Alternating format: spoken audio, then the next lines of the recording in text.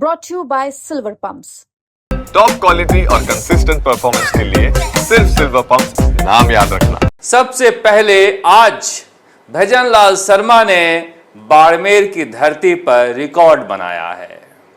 Record महिलाओं के सम्मेलन का।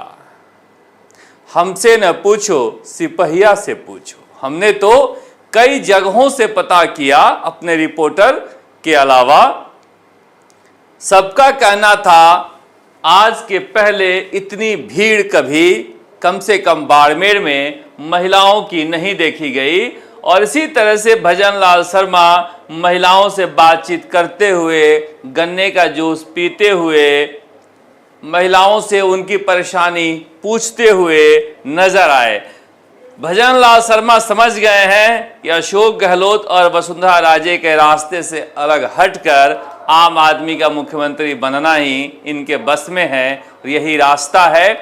आज जिस भीड़ की बात की जा रही है, कहा जा रहा है कि अब देखिए कई तरह के मायने हो सकते हैं। कई बार आप सरकार में होते हैं तो भीड़ इकट्ठा कर लेते हैं, मगर बाड़मेर की चिलचिलाती धूप में आज जिस तरह से बीजेपी ने भीड़ इकट्ठा की है, कहा जा सकता है कि कांग्रेस का बड़ा मैदान, रविंद्र सिंह भाटी का भी इलाका, हालांकि वो दिल से तो बीजेपी से ही हैं, और प्रियंका चौधरी भी जी जान लगाए हुए थी। और जिस तरह से आज भीड़ आई थी, उस भीड़ को देखते हुए ये कहा जा सकता है कि भजनलाल शर्मा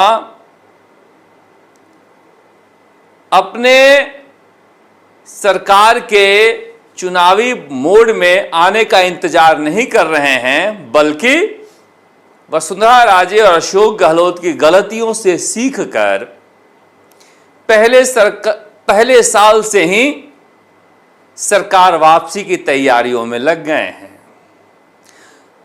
मैं हमेशा कहा करता था कि अशोक गहलोत और वसुंधरा राजे जैसे ये क्यों आखिर मुख्यमंत्री निवास में बुलाकर सम्मान कराते हैं और घोषणा करते हैं जनता के बीच होना चाहिए। शुरुआत बाड़मेर से की है राजस्थान दिवस मनाने का, जहां पर महिलाओं के लाडो कार्यक्रम, विवेकानंद स्कॉलरशिप, स्कूटी योजना, तमाम तरह की गार्गी पुरस्कार योजना, सिलेंडर के पैसे जो अशोक गहलोत चुनाव से 4 महीना पहले करना शुरू किए थे, वो भजनलाल शर्मा 1.5 साल पूरा होने से पहले कर रहे हैं। बुद्धिमान व्यक्ति उसको कहा जाता है जो केवल अपनी गलतियों से नहीं बल्कि दूसरे की गलतियों से भी सीखता है, और भजनलाल शर्मा ये करते हुए नजर आ रहे हैं। अब पता नहीं इसका परिणाम क्या हो, मगर कम से कम एक कोशिश तो नजर आ रही है। और भजनलाल शर्मा के लिए आज बड़ी राहत इस बात को लेकर रही कि साथ में किरोड़ीलाल मीणा भी मिल गए। अब किरोड़ीलाल मीणा ही एकमात्र ऐसे शख्स थे बीजेपी के बड़े नेता जो भजनलाल सरकार के लिए नासूर बने हुए थे, इसलिए कि गाहे बगाहे वो अपने उद्गार व्यक्त कर दिया करते थे, और अभी तो इस्तीफा ही देकर घूम रहे थे। मगर बाबा आज कैबिनेट मंत्री के रूप में बीकानेर के कृषि विश्वविद्यालय में शामिल हुए और उन्होंने समझाया, बताया कि आज मैं इस हैसियत से आया हूं कि मैं कृषि मंत्री हूं। तो मैं मानूंगा कि राजस्थान में सच में कृषि मंत्री हूं और किसान का बेटा। अब सुनिएगा कि बाबा ने किस तरह समझाया कि हमारा कोई गिला शिकवा नहीं है। और मेरा सौभाग्य है कि मैं डॉक्टर बन के आया और मंत्री बन के मैंने आके भाषण दिया। तो क्या करेंगे अपने काम होने में आने के बाद क्या कर्म करेंगे? कर्मण्यवादी कार्य से मां फलेषु कदाचन। इससे सब कितनी बड़ी शिकायतें आ रही है। जांच करेंगे, बात आ रही है, जांच करेंगे कि बीसी वो जो कहते हैं कि सूटकेस वाले आते हैं, इसमें सत्यता है क्या? कोई पता नहीं कौन से केस वाले हैं, लेकिन अगर गड़बड़ है तो आपकी नाराजगी दोनों। मैं कब नाराज था? आपने कहा सुना मेरे को रोते हुए? मैं हंसते हुए रहता हूँ। आज आपने बयान दिया कि मैं सक्रिय मंत्री के रूप में हूँ, तो क्या मैंने इसका बयान दिया? आज बयान से बीकानेर से शक्यता सालों मंत्री के रूप में किसान आज के बयान से बीकानेर से मैं मंत्री के रूप में अपनी सक्रियता शुरू कर रहा हूं। ये डॉक्टर किरोड़ीलाल मीणा ने बीकानेर में ऐलान किया कि मंत्री के रूप में आज से मेरी सक्रियता वापस शुरू हो गई है।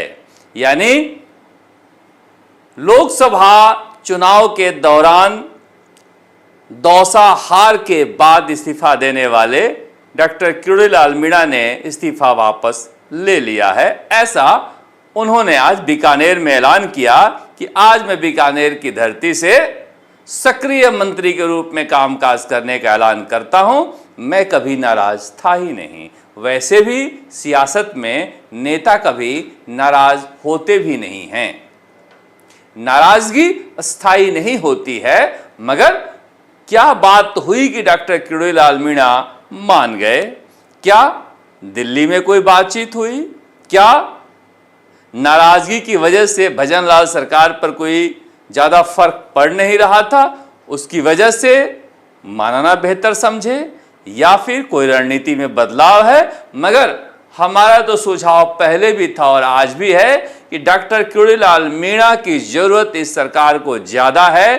मंत्री के रूप में रहकर ग्रामीण विकास एवं कृषि मंत्रालय के अंदर मचे भ्रष्टाचार को जितना डॉक्टर किरोड़ीलाल मीणा दूर कर सकते हैं, उतना किसी और पर भरोसा नहीं है। ये मंत्रालय गांव के किसानों और गरीबों से जुड़ा हुआ है। बाबा अगर काम करते हैं तो कई साल से जो कार्यकर्ता फौज में हैं, वैसे बाबा तो मौज में ही रहते हैं, तो फिर फौज वालों को भी राहत मिलेगी। कब तक लड़ें और लड़ते ही रहे। मगर ये बड़ी राहत भजनलाल शर्मा के लिए भी है, क्योंकि आज ही गोविंद सिंह डोटासरा पूछ रहे थे कि किरोड़ी का क्या होगा।